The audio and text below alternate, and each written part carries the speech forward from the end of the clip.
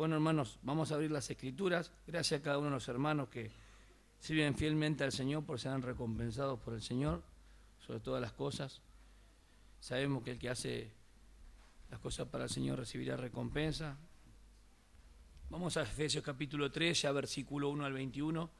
Si bien es largo el pasaje, quiero que estemos atentos a su palabra.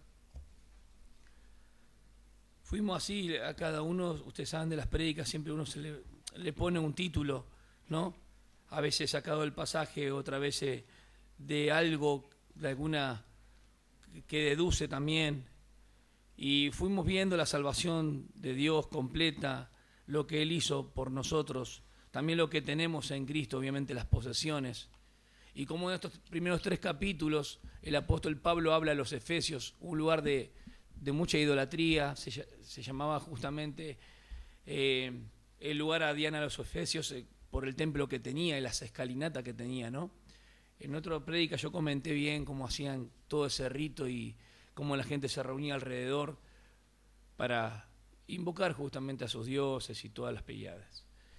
El tema que nunca ninguna persona se ha parado en ese momento o en ese lugar como el apóstol Pablo lo hizo, con esas personas estudiando 3 años las Escrituras.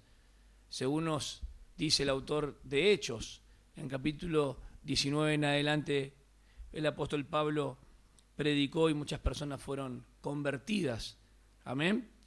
El apóstol Pablo, hasta en Efesios, el apóstol Pablo tiene posiblemente un soldado que no es que lo está custodiando afuera, está atado con él. Y eso es importante que ustedes sepan. El soldado estaba atado con un grillo con el apóstol Pablo. Posiblemente, más que seguro. Porque a veces cuando leemos pensamos que el apóstol Pablo tiene un soldado nomás que está afuera, pero había uno que estaba como atado, lo que dice el apóstol Pablo, que estaba al lado de él. Interesante, ¿no? Y Tíquico, que es el mensajero, recorre más de 2000 kilómetros, es como ir más de 2000 kilómetros, ir a Buenos Aires y venir. Todo eso hizo Tíquico, por amor a los hermanos, para llevar las cartas, ¿sí? Y eso es muy importante. Y vemos que Pablo escribe de la prisión y él está ahí, recibe visitas y les predica acerca del reino de Dios. Eso es lo que dice Hechos 28, 30 y 31. Y recibía a personas y no dejaba de proclamar acerca del reino de Dios. Venían muchos judíos, sobre todo también. La carta a los Efesios es una carta cíclica que la deberíamos leer en cada una de las congregaciones, es decir, la carta a la iglesia, en este caso, Bautista Independiente Elías, iglesia tal. Cada uno le podría poner el nombre porque es una carta universal que va de un lugar a otro, que no tiene un solo propietario, que habla del cuerpo de Cristo, no como una organización, sino como un organismo vivo que es espiritual, que traspasa los límites y fronteras. Amén. El apóstol Pablo escribe esta carta, que es una de las 4 cartas carcelarias de la prisión, como quieran llamarlos ustedes, pero es donde se manifiesta la libertad del Señor a pesar de estar detrás de las rejas y oprimido. Vemos que la libertad trasciende mucho más a unas barras de hierro. La libertad tiene que ver con otra cosa, hacer lo que se debe hacer cuando el Señor nos manda. ¿Por qué apelaste a César? Él hizo mal a los ojos humanos ir directamente a apelar a César. Totalmente, porque él quería seguir cumpliendo su ministerio y sabía lo que tenía que hacer en ese momento, en ese lugar, como administrador de esta gracia que él va a hablar. Por eso el título le puse, se corrió el velo, ven y mirá. Vení y mirá, en todo caso. Se corrió el velo, vení y mirá. El velo en cuanto a Cristo, cuando Él muere en la cruz, es un velo que se corre o se rompe, el velo en este sentido, de arriba hacia abajo, porque era lo que impedía la presencia o que las personas entren al lugar santísimo. Yo acá estoy hablando de otro velo que se corre, porque el misterio de Dios es Cristo, y el misterio de Cristo es la iglesia. Amén. El que se corre es un velo donde sí habían judíos antes, sí habían gentiles, se sabía que en Abraham serían benditas todas las naciones de la tierra, pero nunca se había sabido antes, valga la redundancia, que los gentiles serían salvos y conformarían un cuerpo con los judíos. ¿Se entiende hasta ahí? Eso era un misterio, que ni los ángeles lo sabían. ¿Por qué digo los ángeles? Porque esto es tan importante para Pablo, para los gentiles, para los ángeles y para nosotros hoy como administradores de la gracia. Del versículo 1 hasta el 14, inclusive, hasta el 13, inclusive, el apóstol Pablo va a empezar a desarrollar algo muy importante, distinto a Efesios 1, del 15 al 23 que vimos. La primera oración de Pablo es en cuanto a que los ojos sean alumbrados. ¿Me siguen? La segunda oración de Pablo, del capítulo 3, versículo 14, hasta el 21, hasta la bendición, es que la capacitación del Espíritu sea notoria en sus vidas. Una habla del alumbramiento de los ojos para entender. La otra habla del ser capacitado y entender la provisión que tenemos para andar. Son dos oraciones distintas. Una alumbrar de lo que ya tenemos y poseemos, la otra saber la provisión que tenemos para poder andar. Amén. Y en esto es muy importante porque Pablo hace una invocación, hace una petición en cuanto a la esperanza. Hablaban los hermanos de la iglesia madura, aquella que crece en fe, en esperanza y amor. La fe es lo que tenemos como cuerpo de doctrina. La esperanza es aquello que aguardamos de lo que la fe nos dice. Y el amor es lo que demostramos de aquello que nos dice y de lo que esperamos. Porque lo que no se ve, o mejor dicho, lo que se ve fue hecho lo que no se veía. Pero lo que no se ve es lo que esperamos. Porque lo que vemos no es esperanza. Pero ¿por qué nosotros estamos acá reunidos un grupo de locos y de locas? ¿Sí? Sí, porque son evangélicas, aunque les suenen raras, ¿sí? Acá reunidos en cuatro paredes, bueno, en este sentido es un rectángulo, pero estamos acá mirándonos nosotros todos los domingos diciendo siempre lo mismo, siempre. No, la vivacidad del Espíritu hace que cada domingo sea totalmente distinto. Porque el amor de Cristo nos constriñe pensando en esto. No nos podemos quedar en casa planchando, lavando, haciendo un pescado. Tenemos que venir a alabar a Dios. Tenemos que venir a rendir pleitesía al Señor. Él es el único digno de veneración, si fuera la palabra. Y la pleitesía es rendirle eso, honor, gloria. No vengo a pedir, vengo a dar toda mi vida a Él. Porque es un sacrificio vivo. No me quedo en mi casa, vengo rápido.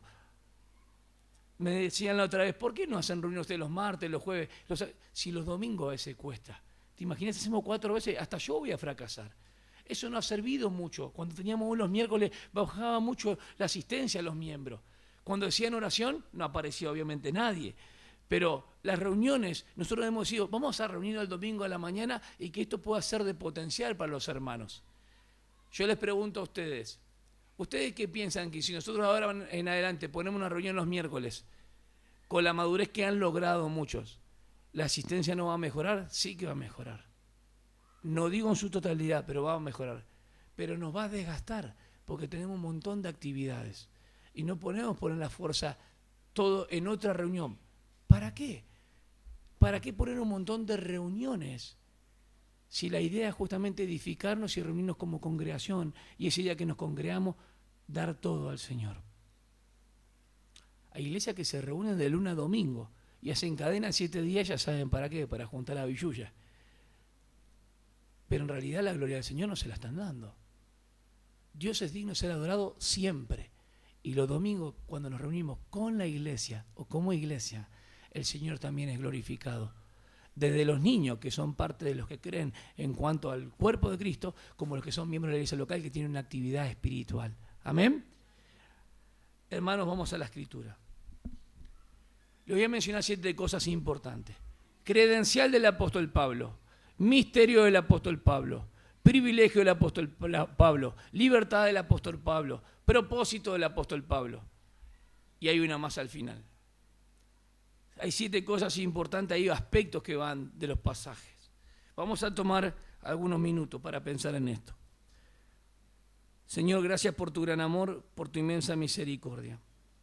Es un pasaje tan abundante, tan profundo, que lo llama de inescrutables. O sea que nadie puede llegar hasta el límite, o mejor dicho, llegar a conocerlo todo. Son tan insondables en el sentido de profundos, anchos, todos estos adjetivos que califican la grandeza de las riquezas de tu gracia. Ayúdanos a entender un poco más, a conocer un poco más, no a saber de, sino a conocer a Cristo.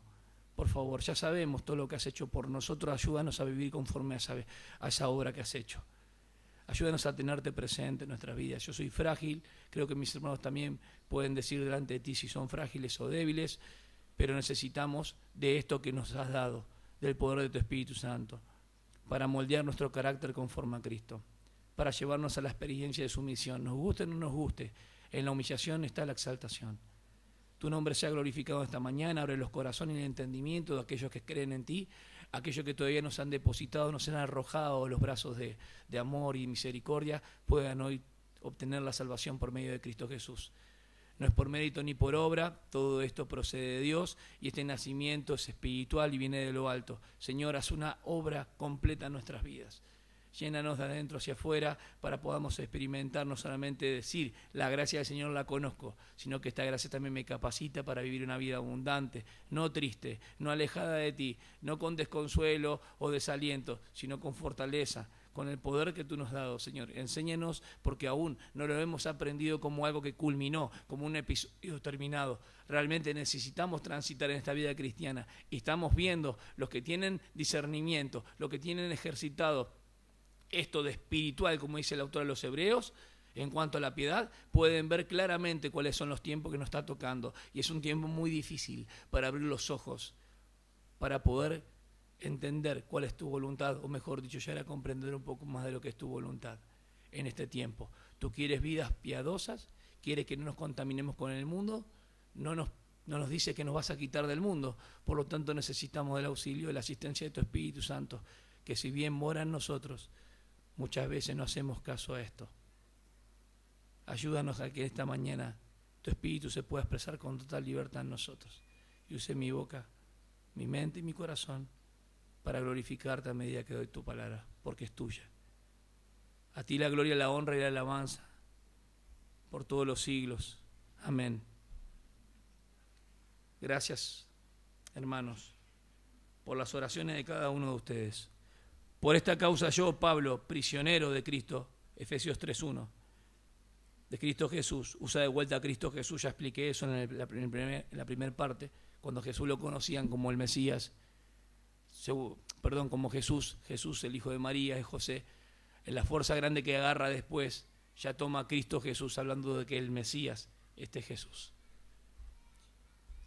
Y dice que por amor de vosotros los gentiles, si en verdad habéis oído de la dispensación de la gracia de Dios que me fue dada para vosotros, que por revelación me fue dado a conocer el misterio, tal como antes os escribí brevemente. ¿Cuál era el misterio? Justamente los gentiles, ¿se acuerdan? Que tenían la salvación al igual que los judíos que habían creído.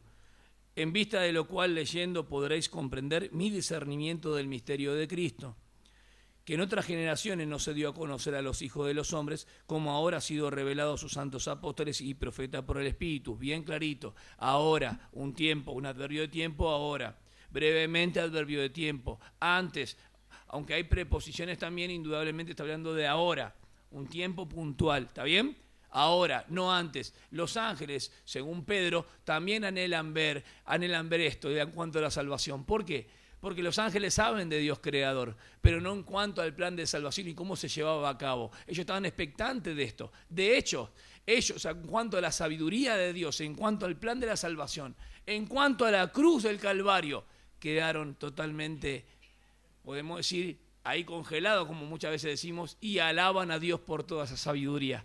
¿Por qué? Porque los incrédulos y los judíos que rechazan a la cruz, 1 Corintios 1:18, la palabra de la cruz es locura para los que se pierden en necedad, ¿sí? Unos piden señales, otros piden sabiduría, pero Cristo es poder de Dios para salvación. Para ellos es locura, unos rechazan, pero los ángeles ven este plan de salvación y alaban a Dios. En ese sentido, los ángeles están encargados, aunque vos no lo entiendas, yo tampoco, en el sentido de comprender que tiene que ver mucho más con conocer nomás. No hablo de un conocimiento pleno, hablo de conocer, de saber cosas intelectuales. La comprensión es algo más profundo. Y el apóstol Pablo lo va a tomar de esta manera. Esto, comprensión, esto y plenitud. Lo va a llevar de una forma gradual. No están las 4 palabras ahí en el 16, versículo 16, por estar. Lo va a llevar de una forma profunda. Para conocer. En realidad, conocimiento, y la palabra comprensión vienen de prender, de asirse. La palabra viene del latín de asirse, de algo. Yo conozco cuando me agarro de algo. La cola por ejemplo, del mono, de ahí viene la palabra justamente cuando él se asirse del árbol, porque es prensil, se puede agarrar. ¿Se entiende? Y de ahí viene a aprender, a asirse de algo para mí.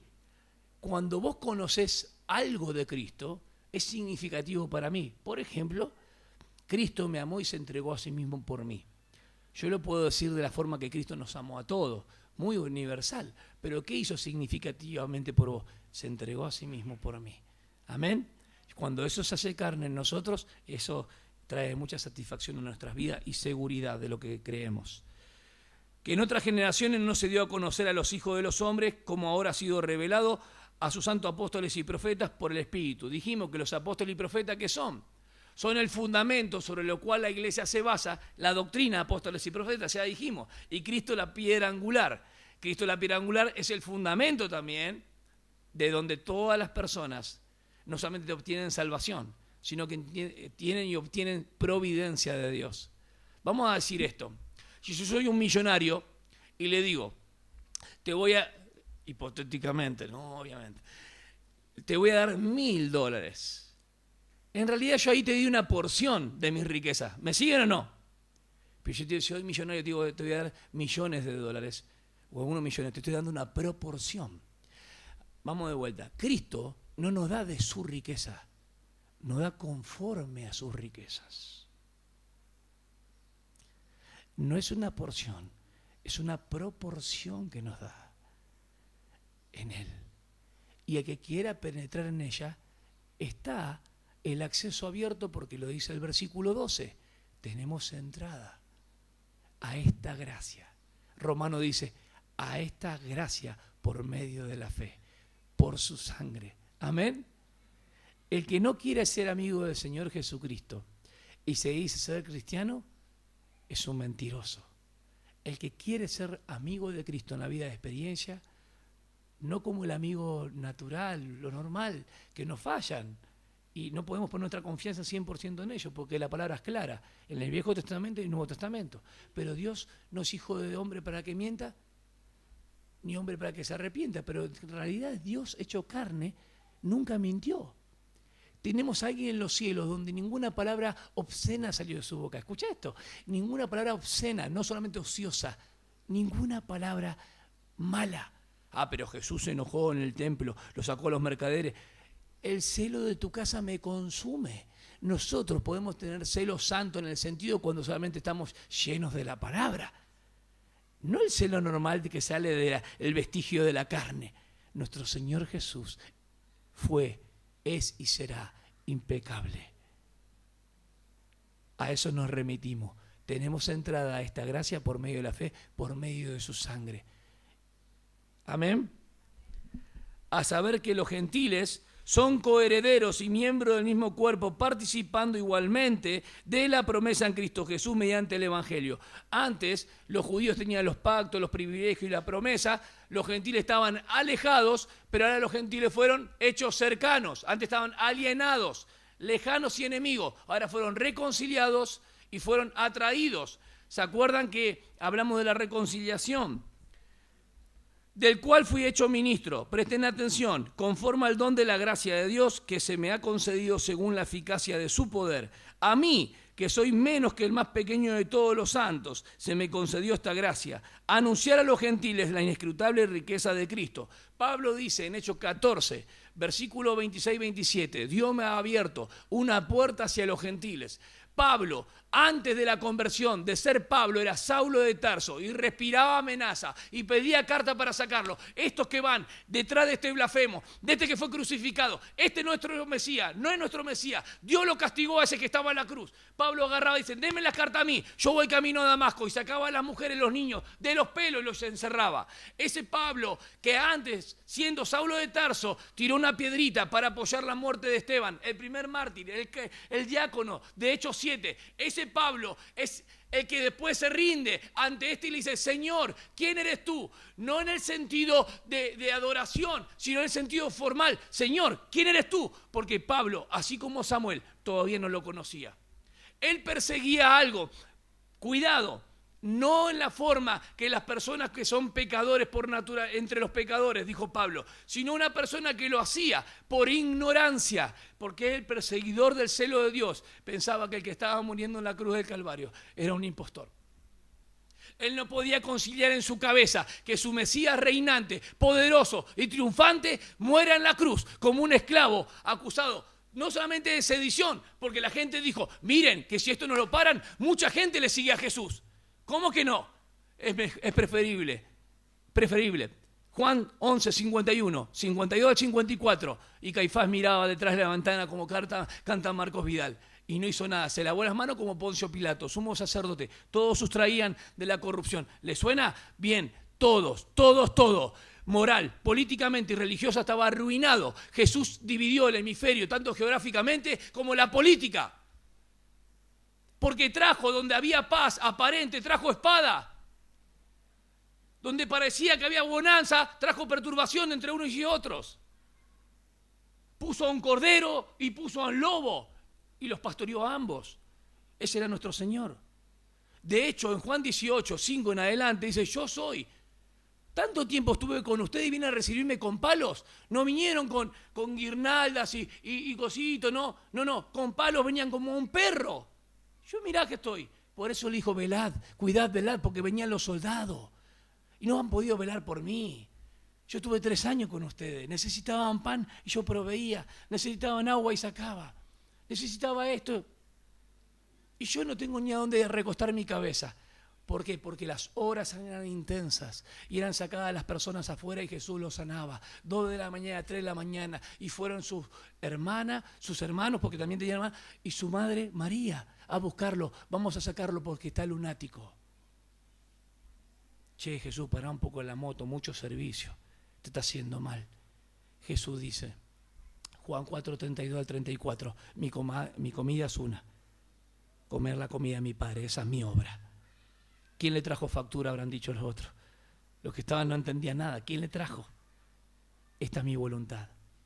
Juan 5, 18 y el 30. Lo que yo oigo, juzgo, no es de mí, sino del Padre. Todo lo que me da para que haga, yo lo voy a hacer. Yo soy del pan de vida que da vida al mundo. Estamos hablando de Él. Estamos hablando de la persona más grande, maravillosa, que jamás haya pisado antes, ahora, la tierra, porque Él vendrá y volverá. Ya no con un cuerpo sustentado de sangre y carne, sino con un cuerpo glorificado que traspasa lo sólido. Él vendrá. Él vendrá.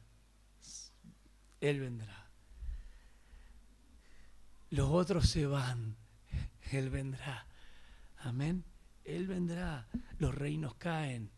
Personas se levantan. Pero Él permanece para siempre. Las personas que murieron volvieron a resucitar, pero después volvieron a morir.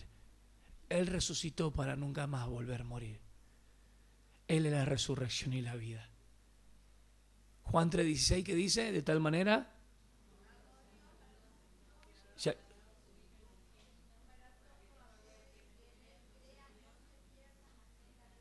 Juan 5:24, ¿qué dice? Y está la vida eterna, que cree en mí, tiene vida eterna. Ha pasado de muerte a...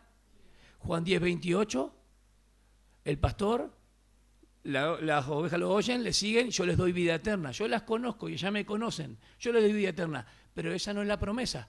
La promesa es esta. Porque la vida eterna está en Él y para siempre. Nada ni nadie las arrebatará de mi mano. Jamás perecerán. Esa es la promesa. Aleluya. Este es el buen pastor que da su vida y Dios por sus ovejas. Este es el que habla Pablo y se levanta y dice, ¿sabés qué? Tenés que ir a la casa de uno que se llama Ananías. ¿Qué? No, yo le voy a mostrar tranquilo. ¡Ananías! Vos le vas a recibir a este. No, si este es un asesino. Era más que Gaviria en ese momento. Era conocidísimo Saulo, pero de otra manera, otra índole, no perverso y corrupto. Era una persona que amaba a Dios, estaba basado en su judaísmo, pero celoso e irreprensible en cuanto a la ley, en su apariencia. Pero cuando Cristo llegó a su vida, se dio cuenta que cuando estaba muerto a la justicia, cobró vida y se encontró cautivo esta gran verdad que nosotros muchas veces tenemos. Es decir, Señor, soy pecador. Eso hizo Pablo, del cual soy el primero de los pecadores. Fíjense la convicción tan grande que tiene. Y Ananías, cuando lo levanta y después es bautizado Pablo, le dice el versículo 15 de Hechos 9, instrumento útil me es este. ¿Vamos bien? Efesios 3.1, ¿cómo empieza? Yo preso, da vuelta a la página. Efesios 4.1, ¿cómo empieza? Efesios 6.20, ¿cómo dice? Epa, tuviste que dar 2 páginas vuelta. ¿Qué dice el 6.20? Ah, preso de Cristo y soy un embajador en cadena. Lo llevó hasta el final la carta de los Efesios a mostrarle que las cadenas por las cuales estaba atado era por causa de Cristo. Amén. No era preso de Nerón ni del César. Él estaba ahí por seguir como una administración de la gracia que le fue encomendada a él. ¿Vamos bien? A mí, dice, del cual fui hecho ministro conforme al don de la gracia que se me ha concedido según la eficacia de su poder. A mí, que soy el menos que el más pequeño de todos los santos, se me concedió esta gracia. No se le concedió a los otros apóstoles. Pedro abrió las puertas hacia los judíos, hacia los gentiles y los samaritanos, pero Pablo fue el que siguió el ministerio. Pedro nunca entendió en la comprensión de por qué Dios le mandó. Ese día estaba en Jope y todo esto bajo un lienzo. Todo el tema levítico que tenía en la cabeza como judío, le dijo mata y come, y dijo no, nunca he comido cosa inmunda, Levítico prohibía eso, y dice no estás entendiendo, los gentiles también van a ser parte de esto. No llame inmundo lo que yo he limpiado, estaba hablando de salvación, porque Cristo en la muerte, en su cruz, su sangre ha limpiado muchas personas para sí. Entiendan la eficacia de lo que estoy hablando. Y este es Cornelio, hay uno que te está esperando. Y cuando apenas Pedro estaba hablando, ya había creído Cornelio. Y él y su casa fueron salvos. Pedro posiblemente se vuelve a su lugar y no entendió todo, porque no siguió predicando mucho a los gentiles. Pero Pablo le dio la posta a Dios. Lo llamó como a un abortivo después de los 12 apóstoles, después de que Judas se entregó, después de que Judas traicionó al Señor y levantaron a Matías. Pero Pablo toma... Miren, hermano, una fuerza tan grande en los 3 viajes misioneros que abarca casi el 60%, 70% de las epístolas. Así que el gran Pablo, ¿no? Una persona entregada que dijo, miren, la he pasado todo. Tengo para comer, he pasado escasez, sé lo que es estar en abundancia, sé lo que no tener. Nunca habla de miseria, habla de no tener en ciertos momentos. Cuando no predicaba el evangelio en alguna circunstancia, hacía tienda, hacía carpa y trabajaba con sus manos para no ser gravoso a los hermanos. Qué impresionante, qué impresionante. Lo veían a Pablo y de repente capaz que balbuceaba o tenía una afección también en la vista y decía, ¿qué me va a decir? Y él decía que el poder que estaba en él no era de él, era de Cristo. Cuando quiso ir con intelectualismo, que la verdad que era muy estudiado porque era de Tarso, dijo, no, ya no voy a predicar más así como prediqué en Atenas, no resultó. En Corintio voy a predicar a Cristo y a Cristo crucificado. Porque la palabra de la cruz les vuelve loco a estos, los inquieta. La palabra de la cruz es locura. Imagínate vos que salgas afuera y a la esquina y a tu barrio y le diga que el de la cruz es el único donde hay salvación. Y ahí vas a tener la respuesta. ¿Qué lo mandó a morir a él? ¿Qué culpa tengo yo con Adán? ¿Qué tiene que ver mis padres que hayan pecado? ¿Y quién será él o sus padres? Como decía, Y el gran problema que todos estamos y nacimos, mejor dicho, en ese momento separados de Dios. Yo quiero hacerles una simple pregunta con respecto a este pasaje. En el versículo 10, en el 8, a mí que soy menos que el más pequeño de todos los santos, se me concedió esta gracia de anunciar a los gentiles la inescrutable riqueza de Cristo. Esa riqueza de Cristo dice que son inescrutables. ¿Estamos bien? Inescrutable es una palabra muy profunda que no se llega nunca al total. Eso es lo que sería.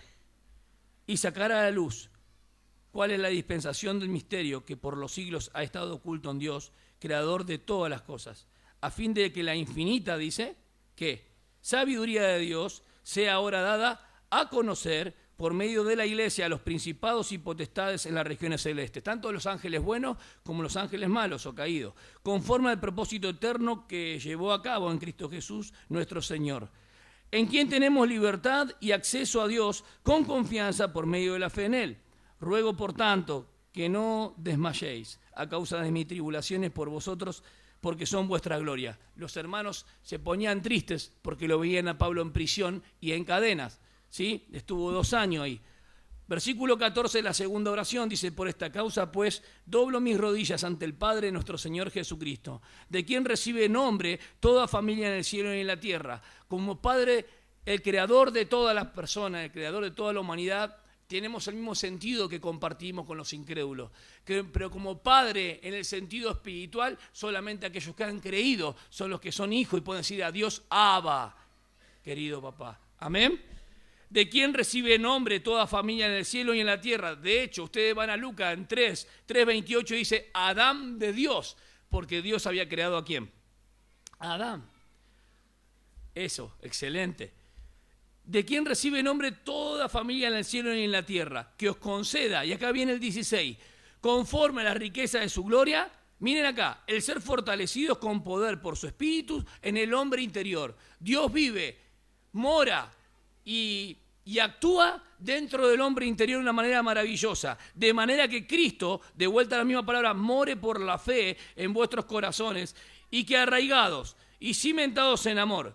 Y acá viene algo maravilloso: seáis capaces de comprender con todos los santos cuál es la anchura, la longitud, la altura y la profundidad, y de conocer el amor de Cristo, que sobrepasa el conocimiento, para que seáis llenos hasta la medida de toda la plenitud de Cristo.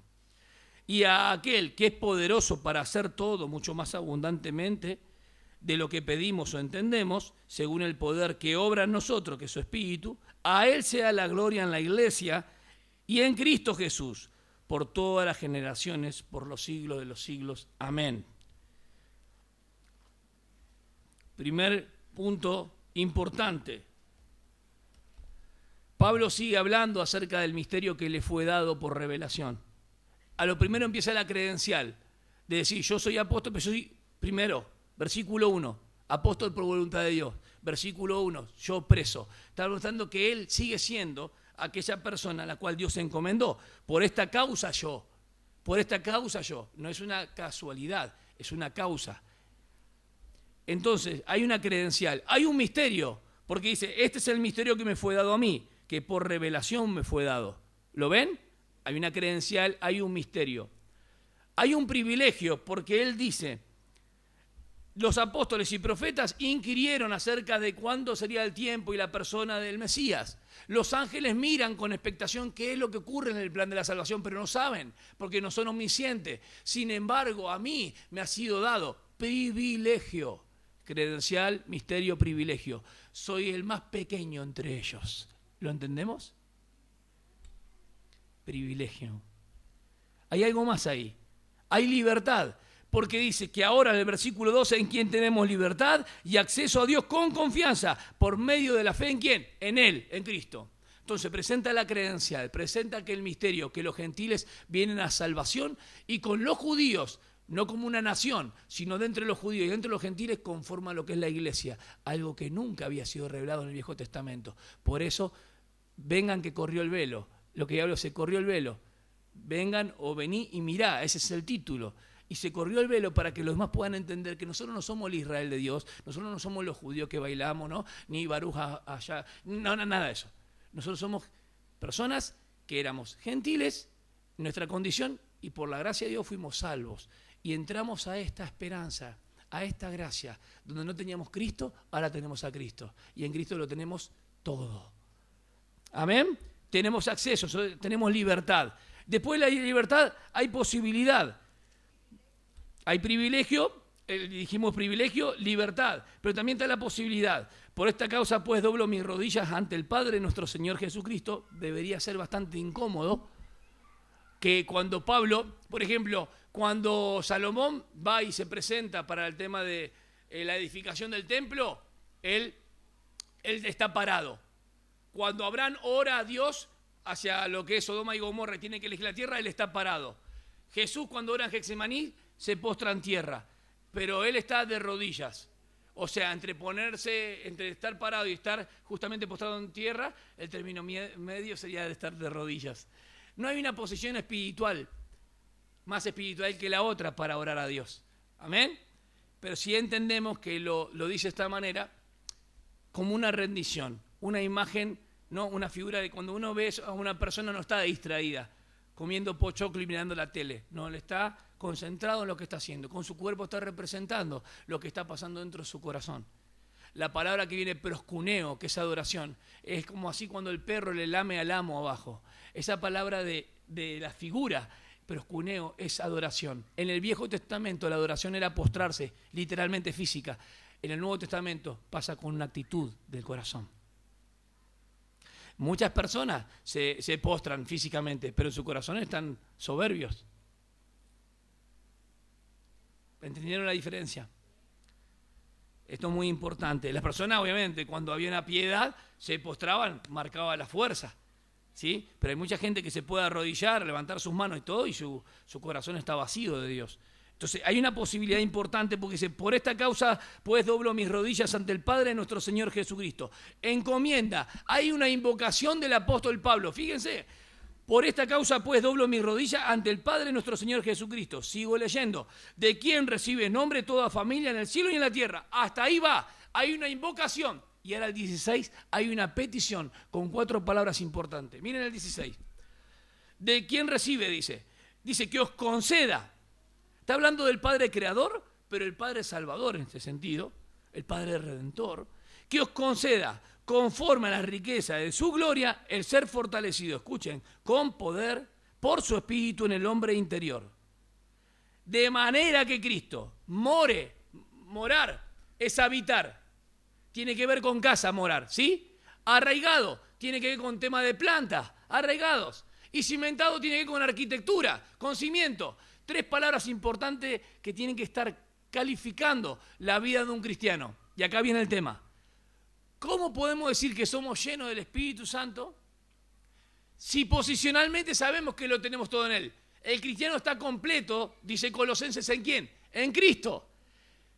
Pero una cosa es la posición que tenemos en Él y otra cosa es la praxis, la práctica, el ser llenados en la vida de experiencia. Para tener esta vida de comunión con Él y crecer en la gracia, tenemos que crecer en el conocimiento de nuestro Señor Jesucristo. ¿Para qué? Para que more la palabra, more Cristo en abundancia en nosotros, estemos arraigados fuertemente a Él, donde nada ni nadie nos puede mover, y cimentados en Él. Porque las doctrinas que vienen son fluctuantes, corrientes de doctrina que van de un lado al otro, pero nosotros como el salmón tenemos que ir en contra de la corriente. Y el cristiano generalmente piensa que tiene que matar por la verdad. No, el cristiano fanático mata por la verdad, el cristiano radical muere por ella. Vamos de vuelta. Cristo murió por la verdad. Cristo no fue un fanático que se entregó. Como un lunático que lo trataban y dice, bueno, voy a dar mi vida porque no sabemos más qué hacer. Él no estaba obligado a nada. El amor de Dios lo hizo posible. Cristo lo hizo voluntariamente. Así que entendamos un poco este concepto. Y hay una provisión. Porque hay un poder que, mire, hay un poder que está dentro de nosotros. Y ese poder también nos lleva a una capacitación. Si descubrimos lo que vive en nosotros y sabemos lo que tenemos, vivamos conforme al poder que Él nos ha dado. Entonces, está la credencial del apóstol aún estando preso. Hay un misterio, hay un privilegio. ¿Está bien? ¿Qué más? Está la libertad que hay acceso. Hay un propósito. ¿Cuál es el propósito? Dar a conocer a través de la administración de la gracia el Evangelio. ¿Dónde se encuentra ahora el Evangelio de la gracia? A ver, que Cristo murió, fue sepultado y resucitó. En tu vida, mi vida. 2 Corintios 4:7 dice, se encuentra en vasos, el tesoro está en vasos de barro. ¿Qué tenemos que hacer? Proclamar, anunciar las virtudes de aquel que a nosotros nos llamó de tinieblas a luz. ¿Y a los otros qué va a hacer? Es el único que puede llamar de tinieblas a luz. Por lo tanto, las otras personas, si nuestra hermana dijo que al principio nunca pudieron las sombras ni la oscuridad, representación también del maligno, extinguir o aniquilar la luz, si bien la oscuridad es ausencia de luz, acá es una verdad mucho más, porque dice que en Él estaba la luz. Él es la luz. Primera de Juan 1:5. Dios es luz. ¿Y cómo una persona puede llegar a ser cautivado por esta verdad? Cuando sale de la oscuridad. Pablo, y usted va a decir, no puede ser tan perfecto. Sí, miren, el pueblo que estaba en gran tinieblas, dijo Jesús, vio gran luz. Y Pablo dice lo mismo, en otras palabras, miren, en Hechos 26, pero vamos a leer Hechos 14. Fíjense, interesante. 14:26. Y de allí se embarcaron para Antioquía, donde habían sido encomendados a la gracia para la obra que habían cumplido. Cuando llegaron y reunieron a la iglesia, informaron de todas las cosas que Dios había hecho con ellos y cómo había abierto a los gentiles la puerta de la fe. El abrir la puerta de la fe es traer luz donde había tinieblas. La salvación, cuando entra en un lugar, no solamente te rescata o te redime, sino que te traslada y te pone en Cristo. Amén. Y eso es lo que hace el Señor con nuestras vidas. A ver, Él no nos pide que nos vamos a conducirnos de esta manera y comportemos de esta manera, sino que nos da la salvación primero. Él no nos explica vida cristiana sin darnos la gracia que nos capacita. Él nos ayuda en nuestras debilidades porque hay algo que ya nos provisionó, que es el poder. Entonces les leo: credencial, misterio, privilegio, libertad, posibilidad, propósito, anunciar la provisión, que es el poder que actúa en nosotros. ¿Amén? Esa es la capacitación, es el poder. Es lo mismo, capacitación, poder, energeo. Se presenta como prisionero de Cristo por amor de sus hijos en la fe. El misterio, como es que los gentiles que estaban lejos ahora disfrutan de la gracia. El privilegio, Pablo es el más pequeño de todos y se le dio este privilegio de la gracia de los gentiles. El cuarto, que es la libertad. En Cristo tenemos acceso a Dios con confianza mediante la fe en Él. El quinto, la posibilidad. ¿Cuál es la posibilidad? En Cristo, o el Padre Celestial dice que en Cristo podemos ser fortalecidos por Dios, enraizados en Él. El sexto, ¿cuál era? El propósito. Dios habita en nosotros, ¿para qué? Para que conozcamos y comprendamos cuál es la anchura, ¿qué más? La profundidad, la longitud y la altura. ¿Está bien? ¿Del amor de quién? Del Padre y de Cristo. ¿Y cuál es la capacitación? Para andar en su poder. Antes de pedir entrega, nos da la salvación. Antes de exigir comportamientos, transforma nuestro interior. Y antes de empezar un cambio de vida, nos capacita con su poder y su gracia. ¿Amén? Pablo, una vez que se presenta, les recuerda que está preso. ¿Por qué, hermanos? Porque él era un perseguidor ¿de quién? De los gentiles. Y ahora Dios le da la administración de la gracia de que estos gentiles tienen parte en la salvación. Porque el problema era según la carne. Físicamente se discriminaban. No está hablando de la naturaleza pecaminosa. Ellos odiaban a los judíos. Eran perros. Eran impuros. Y Dios trata con Pablo y le hace ir hasta el último enemigo. A esos que vos no querías, a esos los mandó. Imagínate, hermano, que lo mismo que pasó con Ananías. A este no, a ese lo mandó. Dios a veces nos coloca en situaciones donde nosotros nunca hubiésemos estado, no lo hubiésemos hecho, y nos ha pasado, y nos va a pasar, porque Dios trata así. ¿Está bien? Lo que hizo Cristo en la cruz no solo significó la salvación para los pecadores, dice Pablo, sino también la reconciliación entre ellos y con Dios. ¿Está bien? ¿Me siguen o no? No se duerman. Abundante riqueza de su gracia, inescrutable riqueza de su gracia, están a disposición de todo cristiano. Yo soy nuevito, yo hace 3 semanas empecé, lee las Escrituras. ¿Qué puede leer? Lee, si querés, Juan, lee Santiago, ahí el Señor te va a fortalecer, te va a dar entendimiento que las pruebas tienen un propósito. Te va mal económicamente, tu matrimonio y todo, enganchate al 0800, no. Ahí está la abundancia de la vida, la palabra de Dios. Martín decía, no nos dio ningún libro. Les di el mejor libro, la Biblia.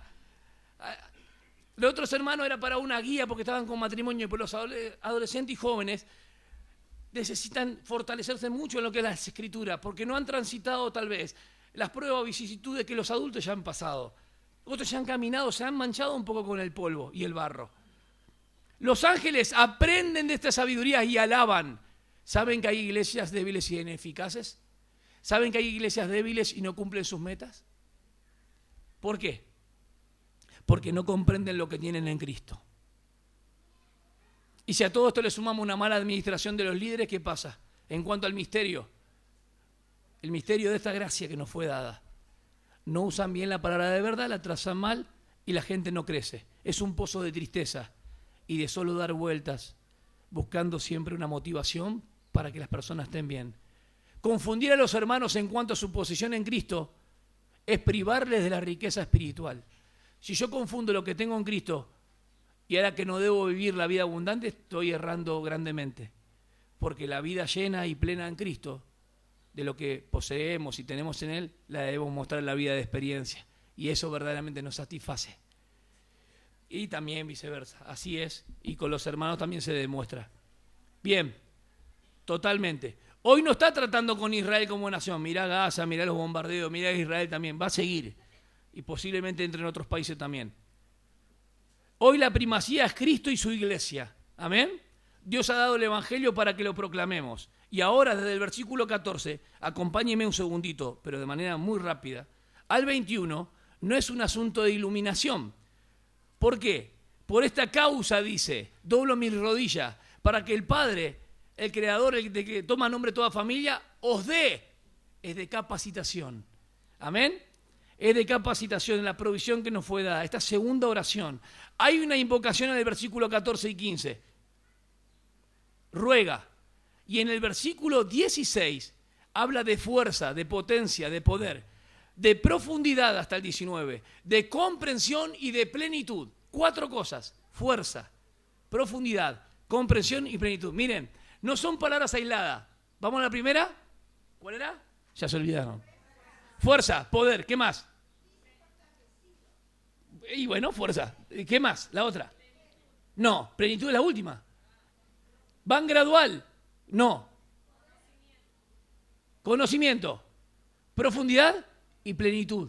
Es de manera gradual. No está puesto en forma aislada. Plenitud, estar lleno de Él. Ser llenados. Amén. Y nosotros queremos eso. La morada del Espíritu Santo es evidencia del salvo. ¿Cuántos dicen amén? ¿Quién te hace decir amén? Porque yo dije una declaración, que la morada del Espíritu te hace saber que sos salvo. Y es amén. ¿Se entiende? No podemos ir a todo amén. Esto sí, porque el Espíritu Santo da testimonio a nuestro espíritu de que somos hijos de Dios. Pero la manifestación de su presencia, su poder, es la capacitación divina para el día a día. Hechos 1:8, recibiréis poder cuando haya venido sobre vosotros el Espíritu Santo. El Espíritu Santo, el que da testimonio, pero el que da poder, da fuerza a la debilidad. ¿Cuántos han experimentado el poder del Señor? ¿Amén? ¿Sí? Hechos 10:38 dice que Jesús hacía todas estas cosas por medio del Espíritu. Versículo 17. ¿Qué palabra encontramos ahí? Después de la fuerza, ¿cuál está ahí en el 17? Vamos. Ajá. Habla de la profundidad que tenemos que tener como cristianos. Que habite, que more la palabra, que estemos arraigados y que estemos cimentados. Las 3 cosas con Cristo, la comunión con Cristo. Amén. Para ser plenos.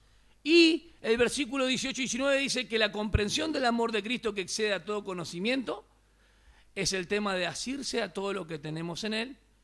Y en el 19 habla de la plenitud llenados por completo. Posicionalmente ya lo tenemos en Cristo, pero experimentalmente muchas veces no lo hemos experimentado, valga la redundancia. ¿Por qué? Porque no confesamos los pecados, porque contristamos al Espíritu y no damos libertad a que la palabra tome lugar en nuestros corazones. Nos dice, vos sos un orgulloso, sos un jactancioso, sos un materialista, tratás mal a tus padres, sos un mal hijo, sos un mal padre, una mala madre y haces caso omiso a la palabra de Dios. Entonces la palabra de Dios no es que no tiene poder, no es que no tiene luz en sí misma, no, tu corazón, tu mente va en contra del conocimiento de la verdad. No es Satanás y el enemigo. Satanás y el enemigo van a provocar y van a impulsar que todo eso sea más fuerte en contra de Dios. Tenés que poner toda la obediencia de Cristo, decir, Señor, estoy delante de ti, toma de mí todo, no un poco. Y la bendición final Solo se vive la plenitud cuando nos asimos de Él por la fe. Ante tanta maravilla que el apóstol Pablo lo expresa con una doxología de bendición y nos comunica esta provisión, pero es por medio del Espíritu Santo. Filipenses 4:13 dice, todo lo puedo en Él que me fortalece.